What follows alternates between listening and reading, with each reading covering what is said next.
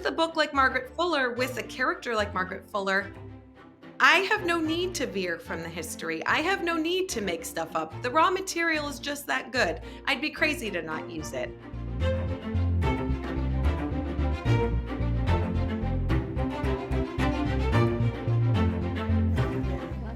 Well, hi and welcome to the PBS Books Readers Club. Today we'll be joined by New York Times bestselling author Allison Pataki. We'll discuss her book, Finding Margaret Fuller, as our feature this month. And if you haven't read it yet, don't worry. There are no spoilers. And this conversation will just enhance your reading experience. This is a perfect book to celebrate Women's History Month and learn more about Margaret Fuller, the amazing trailblazer whose story has gone untold for far too long.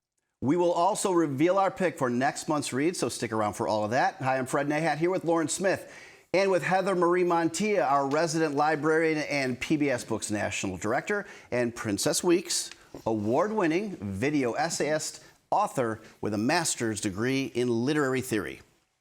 I do what I can to contribute to this wonderful table.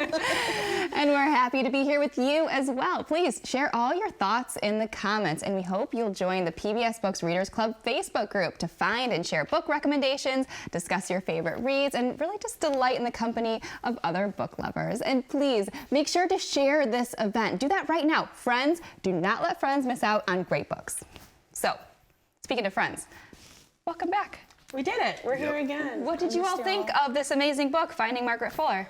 I really enjoyed it. It was kind of like Forrest Gumping through like all these big, all these like major events. I would see them and I'd be like, oh, I know this guy. Yeah. I know this guy. And I found myself just really thinking about these moments in time where so many great thinkers sort of organize together and just shift everything, and how those lives can be really long, or in the case of Margaret Fuller, really not as long. Not long enough. Not long enough. Not long enough. Yeah. I loved it. You all know I love historical fiction. I know. But I also caught myself thinking about even her transport. Like, she was moving so many places and how hard it was to actually get around.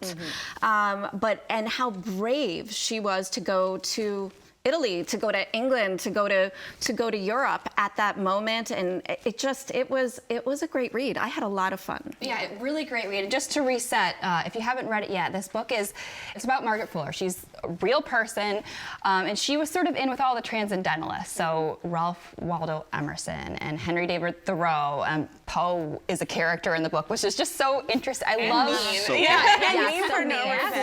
Margaret Fuller. Yeah. So all of these, Nathaniel Hawthorne. These notable writers are characters in this book, and she's interacting with them. And we know all those guys' names. I remember learning about them in 9th grade lit, but I do not remember learning about Margaret Fuller.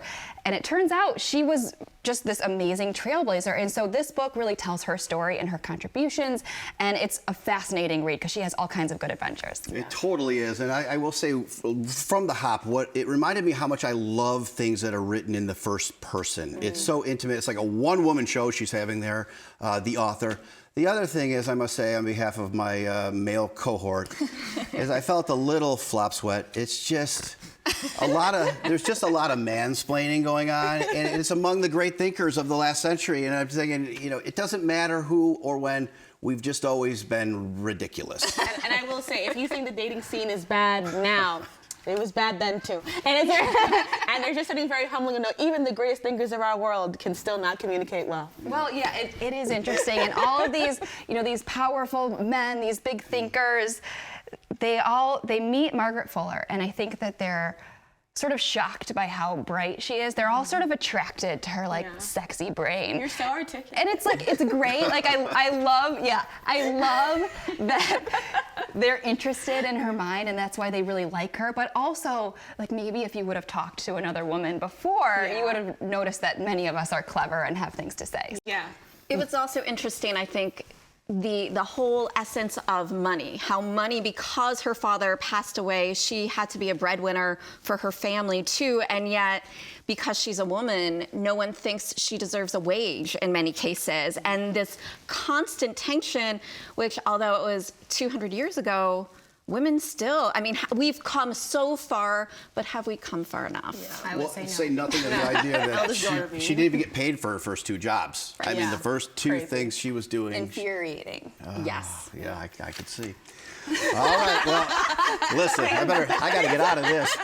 There's plenty to discuss with Allison Pataki. She'll be joining us in just a moment, but we want to invite you to join the PBS Books Readers Club too. There are lots of ways to connect, including our e-newsletter. It's the best way to join the PBS Books Readers Club. You'll get all kinds of insider information, exclusive author interviews, and more. Visit pbsbooks.org/subscribe. And be sure to follow PBS Books on Facebook and Instagram too. We post lots of amazing and bookish content, so it's a good one to brighten up your feed. And if you find yourself really appreciating this program, I hope you will take a moment to show your support. PBS stations rely on donations from folks like you and me and all of us. And if you'd like to see more of the PBS Books Readers Club, well, here's a great way to help keep it going. Well, if you're watching on Facebook or YouTube, just click that link in the comments or the description, or visit pbsbooks.org/donate. You'll be taken to your local PBS station's giving webpage. There you can look for and find some PBS Books swag as our thanks for supporting this program. One of those gifts is an ebook download of Finding Margaret Fuller, or any of our PBS Books features for your phone, tablet, or e-reader. After you make your donation, you'll receive an email with a link and a special code to download one of our featured books. Plus, we'll send you a set of the official PBS Books Readers Club stickers. Oh, those stickers are a really fun way to show off your love of reading and your support for PBS. They're heavy-duty, removable stickers that you can put on your phone, laptop, water bottle, car, whatever you like. Just click the link in the description or visit pbsbooks.org/donate. Donations support your local PBS station, and they let us know that you'd like to see more of the PBS Books Readers Club. Plus, as a PBS member, you'll also enjoy access to PBS Passport, the members-only section on the PBS app where you can stream full seasons of your favorite PBS shows, including historical fiction dramas like Call the Midwife, Miss Scarlet and the Duke, and many more. It is now time to bring in our featured author. She's the New York Times bestselling author of The Magnificent Lives of Marjorie Post. And of course, today's feature, Finding Margaret Fuller. Allison Pataki, welcome to the PBS Books Readers Club. Thank you so much for having me. I am thrilled to be here, and happy March Women's History Month. Yes, happy Yes. Women's History Month. This was the perfect book pick for Women's History Month, so we're so happy to feature it. So agreed. So we wanted to start with a question about what inspired you to write this book and why now? Absolutely. So I write historical fiction. Finding Margaret Fuller is my 10th book. And what I love doing is digging into the stories of women who have been footnoted or sidelined through history. Perhaps we know about their eras, we know about their time, but maybe we know the perspectives of the men who were there and not as much the names or the legacies or impact of the women who were there. So I was reading this biography 3 years ago called American Bloomsbury about this genius cluster that was in Concord, Massachusetts during the 19th century.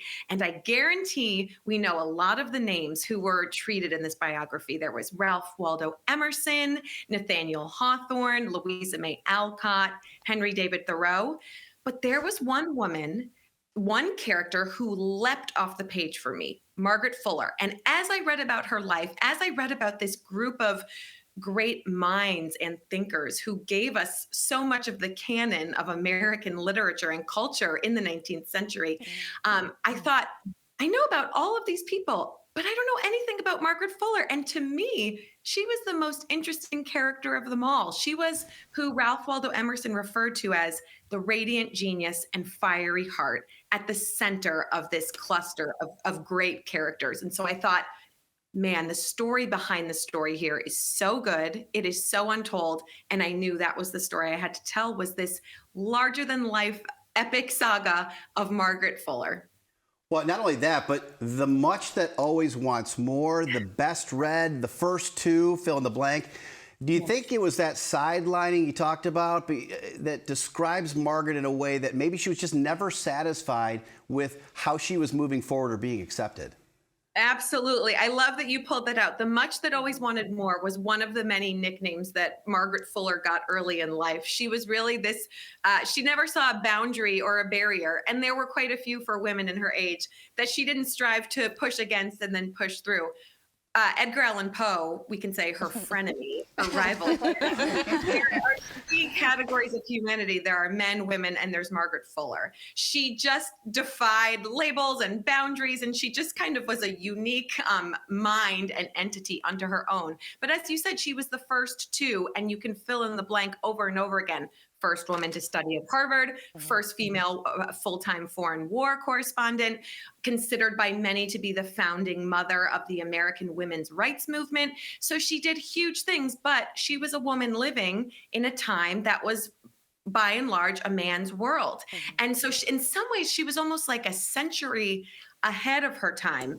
But thank goodness for us and for humanity, she was when she was, because she really dedicated her life's work and her brilliant mind and her prolific energy to asking the questions, raising the arguments, and moving humanity forward, not only for women, but for all people. Well, it was so interesting to learn about Margaret Fuller. I also didn't know a lot about her. But I also thought it was really fun to read about these other notable literary figures as characters in the book. You've got Emerson, Thoreau, Hawthorne, Poe, her frenemy, as you said, Louisa May Alcott.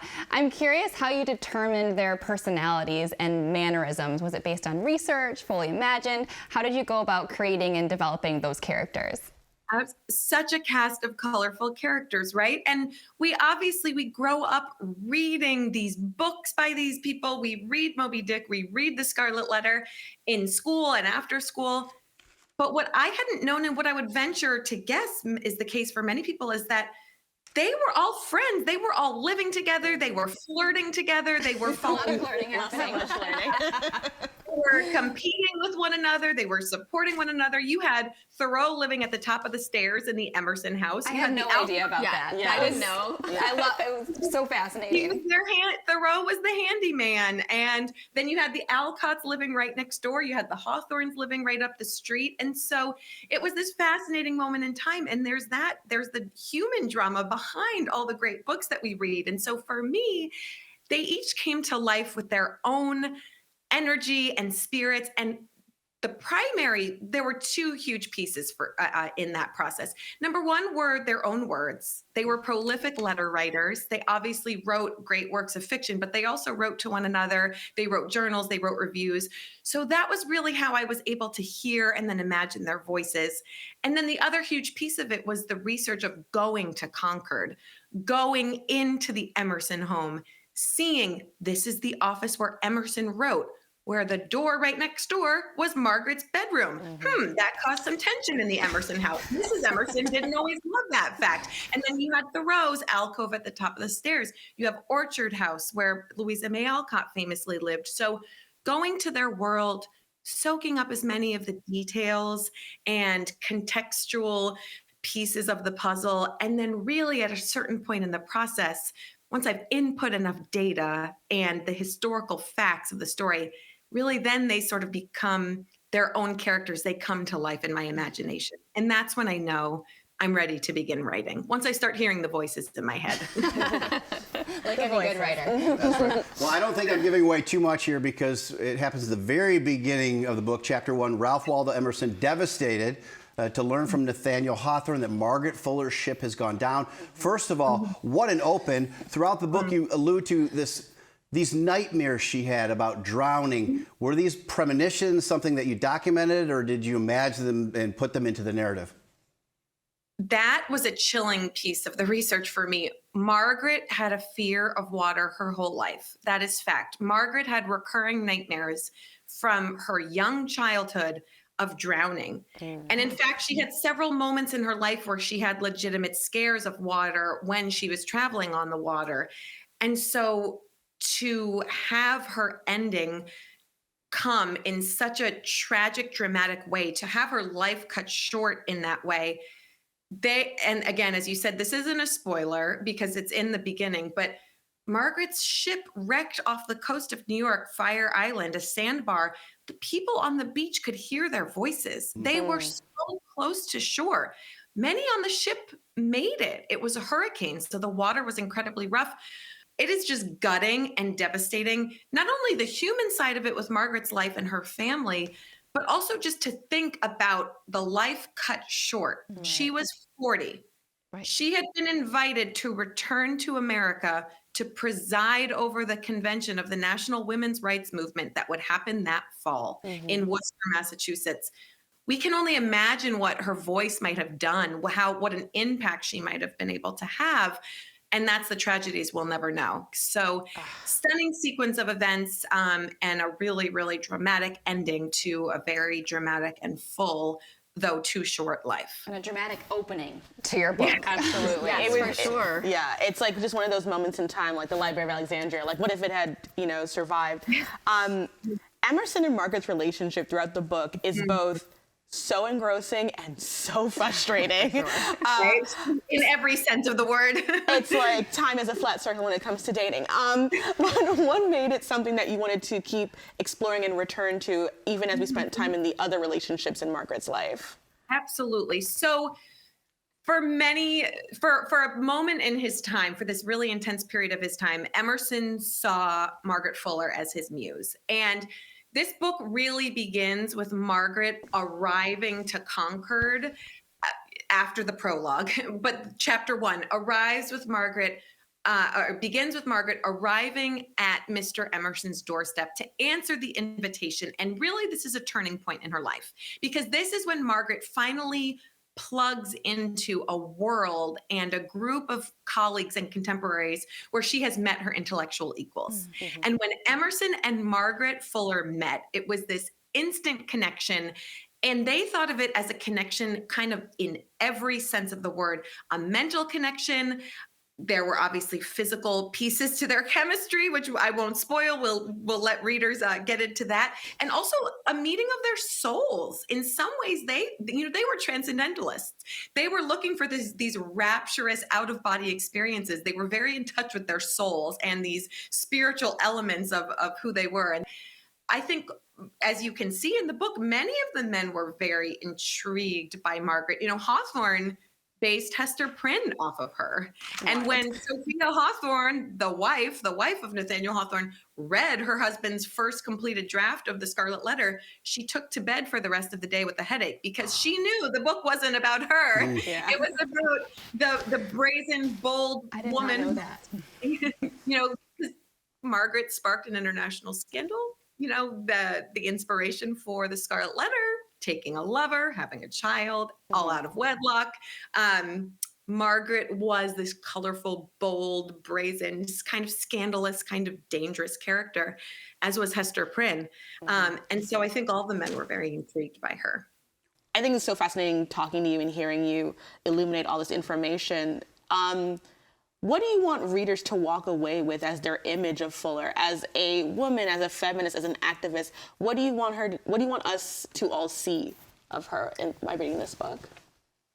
I would love it if readers encounter and experience this journey alongside Margaret Fuller and come away from it feeling inspired to see the way Margaret applied her brilliance and her energy into making the world a better place for so many, the way she was an advocate, the way she spoke up and spoke out. One of the things I love so much about historical fiction is I think it has an opportunity, and what I love as a reader of historical fiction is we can be educated as we're reading the history, but also entertained. And hopefully that creates an experience where the reader comes away wanting to know more and wanting to learn more about this incredible life, for her name to be well known, for her to take her rightful spot center stage as the leading lady of her own life, not just this supporting character or this footnote when we discuss the women's rights movement, or when we discuss transcendentalism or American literature, or the salons she hosted, or her studying at Harvard, the books she put out. I would like people to know her name, because I believe that everybody should know her name, and we should know that here was a woman who was so far ahead of her time and really took the first steps that so many people could then follow and then continue to move forward, really carrying the banner that she started to carry in so many ways. This book, in so many ways, brings such an important story to the forefront.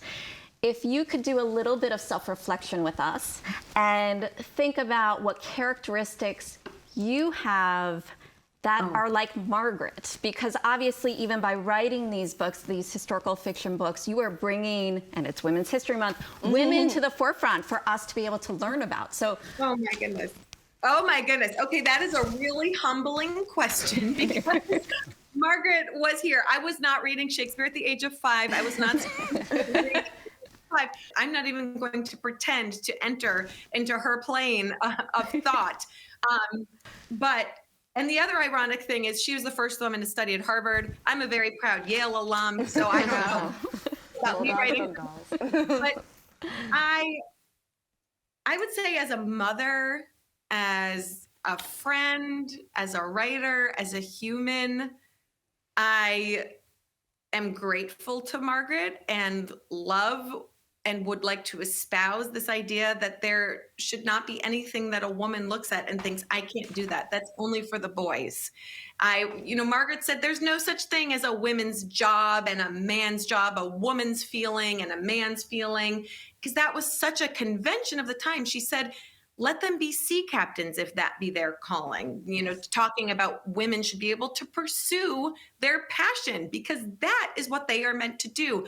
I would hope that I would speak similarly, that I would make that apparent to my daughters, to my readers, to anybody with whom I come into contact. I would hope that we could all carry forward that philosophy that you are here on this world with a particular set of gifts, passions, talents. You must pursue those. That is sacred. Your rights as an individual to learn, to grow, to think, to speak. Margaret would say that is your unique, purpose in life, and I would hope that my life would also testify to that fact. That was a great question and a great answer. Listen, I could talk about this book all day, but I'm also curious to just learn more about you and your process as a writer, from the original idea to the research. Do you do an outline or you just get in there and start writing? Tell us a little bit about how your novels come to be. Absolutely. So every single time, it's truly a different process. It's a totally organic experience each time. But what I would say is I write stories about forgotten or lesser known women from history. And each time I know when I've met my next woman. I know when I've met the subject of my next book. I tell my husband I've been bitten and the story of the woman gets her hooks in me and I'm obsessed and it's a compulsion.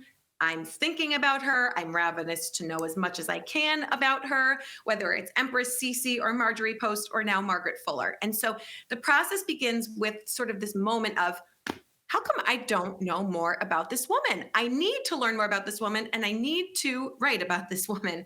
And from there, really, then it's research. And that's different for every book, depending on where the woman lived, when the woman lived, what is available. But it's really about just ingesting as much raw material as I can.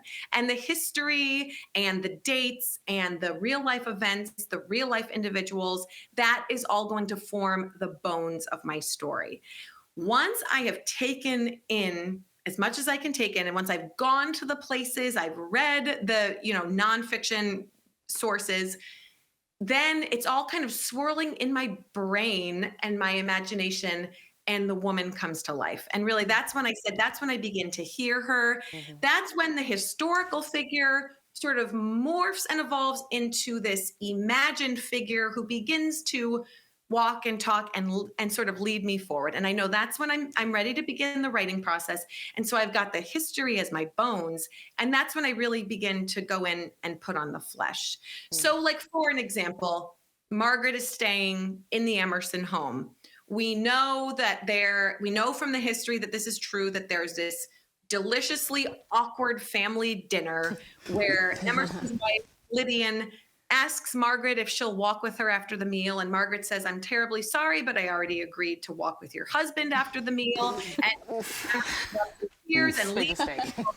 We know from their writings and from the history that happened. What I then get to do as the writer is put the reader into the scene to experience how it might have looked, what it might have felt like, and to just be the eyewitness to these historical moments. And so, as someone who just loves history and relishes this and could eat this up, that's what I love about writing, is that we then get to create these scenes, inhabit them, imagine them. And really, with a book like Margaret Fuller, with a character like Margaret Fuller, I have no need to veer from the history. I have no need to make stuff up. The raw material is just that good. I'd be crazy to not use it. And so that's where, I really, I love making things up in my head and then trying to find a way to write them down in a way that will be compelling to readers. And I've 10 books in 10 years. I'm clearly a little bit obsessed. So It's very doing impressive. Yeah, that productivity. Please give us your secrets. For sure. coffee. Right. Like Margaret, I'm a morning person. I'm an early riser. And honestly, I have felt like having my children has forced me to be more productive because my time is so much more squeezed. So I can relate. know I can relate to that. when I have my time, I've got to sit down and I've got to make it count. All right, Allison, we love to end our PBS Books Readers Club conversations with a bit of a lightning round, if you're up for that. Absolutely. All right, question 1. Did you always know that you were a writer? Yes and no. Yes, I knew I loved stories, but no, I did not realize it was through writing fiction.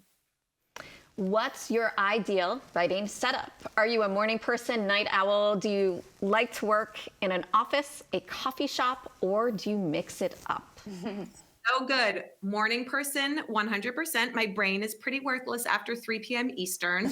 Get up, get the coffee going while the coffee's pumping through the veins, sit down and be productive. That's my way. I like to work at home in my office because I like to control the music. I like to control the playlist. I like classical music where there are no lyrics, because if there are lyrics, I get distracted. I like to have easy access to tea refills, water refills, coffee. I like to control the temperature if my feet are getting cold from sitting still too long. Same. So coffee shops, for all those reasons, don't really work for me if I'm doing the deep creative thinking. If it's something a little lighter, then I can have that outside noise and distraction. But usually morning, classical music on, cup of coffee or hot tea, otherwise quiet and in the zone. Perfect. It's like we're almost twin flames, except I'm a night person. Book, e-reader, or audiobook? Hard copy all the way. I have so much of my life on a screen or a phone or whatnot. I don't want my books on screens. I want to touch them. I want to fold them. I want to smell them. I love the smell of a good book. But I also love audiobooks for if I'm driving or if I'm doing chores around the house. That's another great way. But if it's a really deep, meaty, fictional experience, I want to read it. Audiobooks are more for me like nonfiction, something that I'm consuming almost like news or something that I'm not going to need to just like bask in the beauty of the language. I want to do that visually and tactilely. So personally, I think that Finding Margaret Fuller would make an amazing movie. I'm trying to imagine who would play Margaret Fuller. That's, I don't know. If you have ideas, I have an idea. Yeah, Yes. if you at home have ideas, I want to know, what do you think? Who should play Margaret Fuller in a movie? But anyway, I think you'd have to be a pretty accomplished filmmaker to do it proper justice. In your opinion, Allison, has there ever been a movie that was better than the book? Such a good question. Okay, I love Tolkien, and I thought that the Peter Jackson trilogy did it justice. I won't say it's better, but it was worthy. Mm-hmm. And that is saying a lot, I think, because I hold those books to a high regard. And then what? Again, not better, but the Atonement film, which we were talking about earlier. Yeah, we were referencing, we think that the dress on the cover of your book, it reminds us of that beautiful dress that Keira Knightley wears in Atonement, the movie. That was a good movie. Keira Knightley. As good. I wouldn't say better, but I just loved that book. It was so beautiful. But so I would say as good.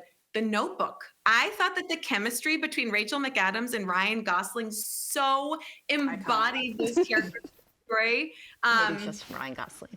Ryan Gosling just makes anything better. So maybe I'll say that. You just can, you know. I feel you can. Well, I would say James Garner makes everything better too. So he was in that film. All right. Favorite book, Allison, from your childhood? Oh, I would say it is a tie. Can I give a three-way tie? Sure. If we're going to younger, The Velveteen Rabbit. I could not read that book. I just read it again without weeping. And then as I got a little bit older, I fell in love with Anne of Green Gables. That's your favorite, right? It's my favorite. That's one of my favorites too. Yeah. And then I have to say, because it appeals to children of all ages, and I still love it, and I'm reading it now with my kids, but I read it, I've read it many, many times. The Harry Potter books, I would say, I didn't read them as a child per se, but they spoke to my inner child as I read them, and now I'm reading them with my children. I've reread those a few times too. I was a Harry Potter nerd. What's the best writing advice that you've ever received? The best writing advice I've ever received. Right before I hit send on my final draft for The Trader's Wife, my first book, I told my agent I was having a really hard time releasing it and releasing control and knowing that it was out of my hands and going out into the world. And Lacey said, well, it's not perfect. But guess what?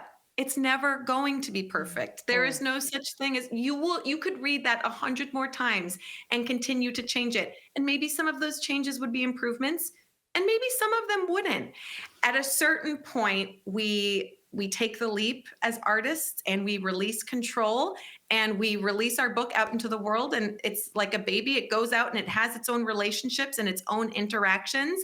And that's really a beautiful thing, but it's also a frightening thing.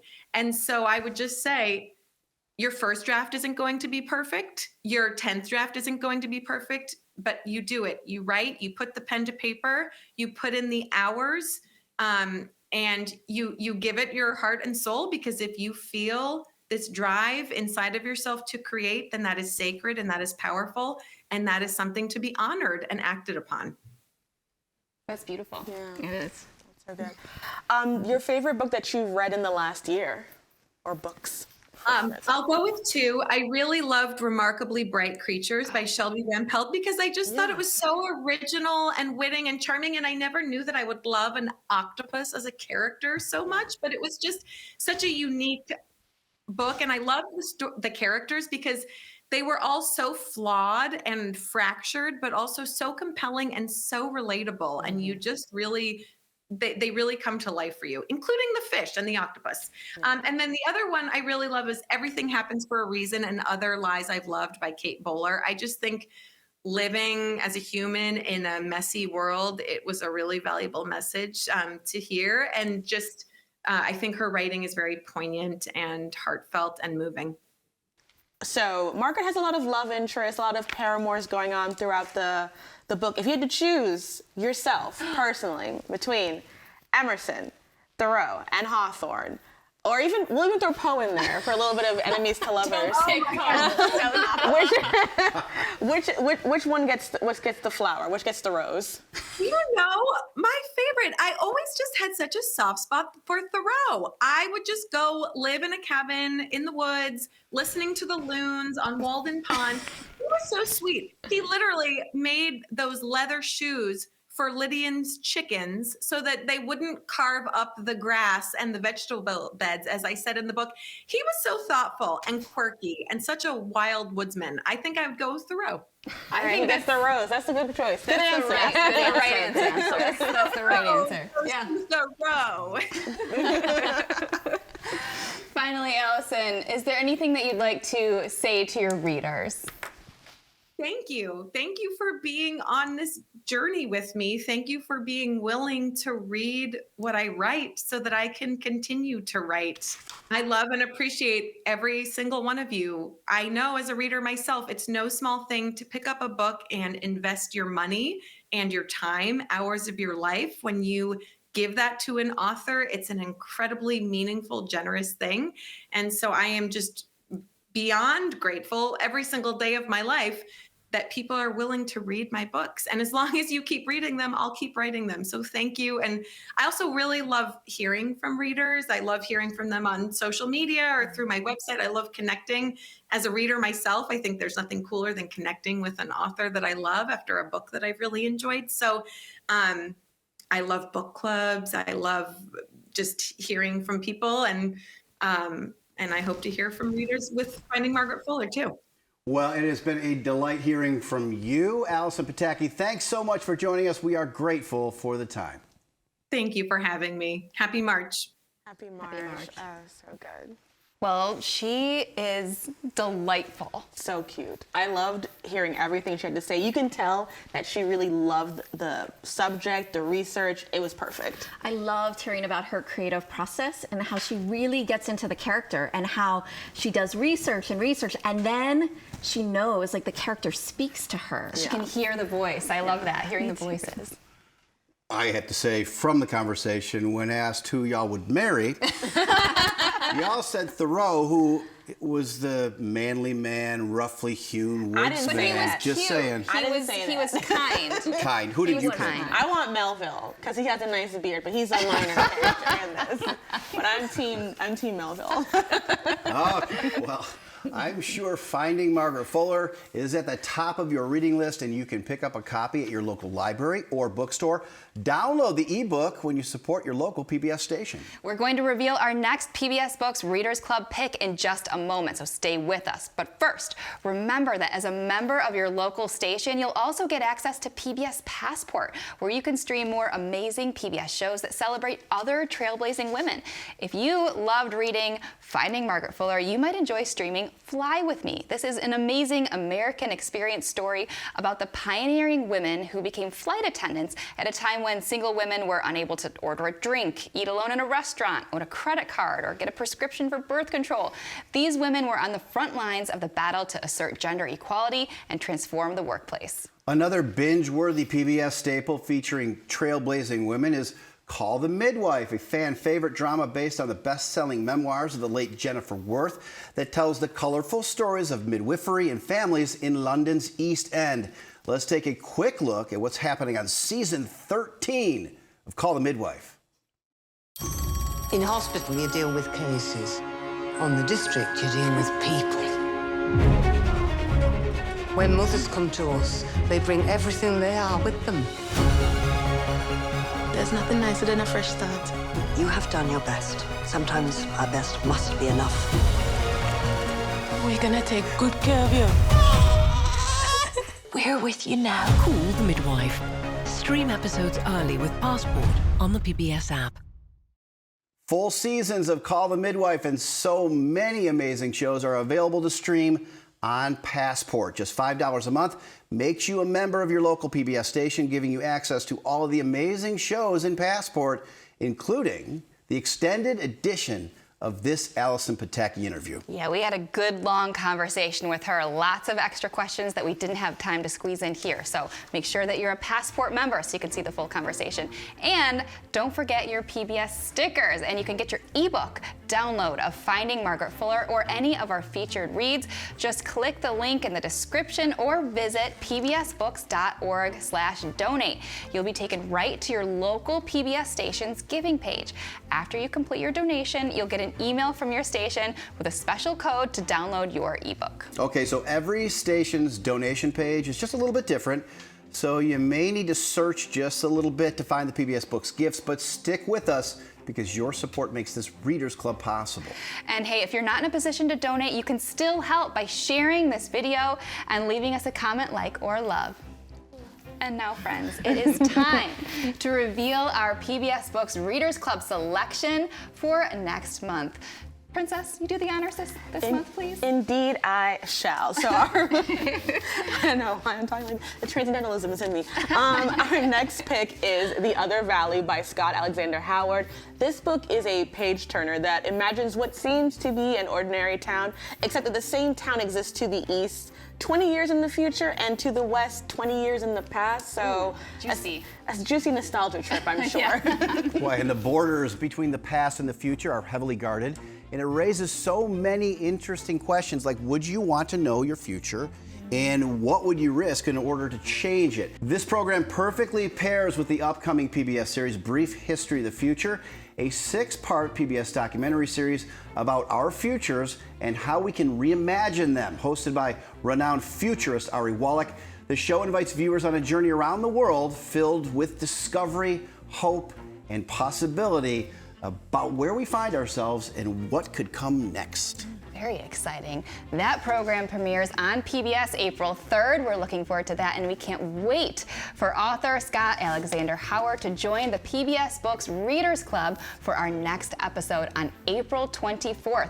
And we have that ebook available for you to download right now. So if you make your donation now, you can go download it as soon as you get that email from your local PBS station with that special code. For now, it's time to get reading. And be sure to submit your questions for Scott Alexander Howard by joining the PBS Books Readers Club Facebook group, and they could be answered on our next episode. We'll also have more book recommendations in the PBS Books e-newsletter, so visit pbsbooks.org/subscribe. We are so glad to have you as part of the PBS Books Readers Club. If you love this conversation, please consider making a donation to your local PBS station so we can keep our book club going. Click the link in the description or visit pbsbooks.org/donate.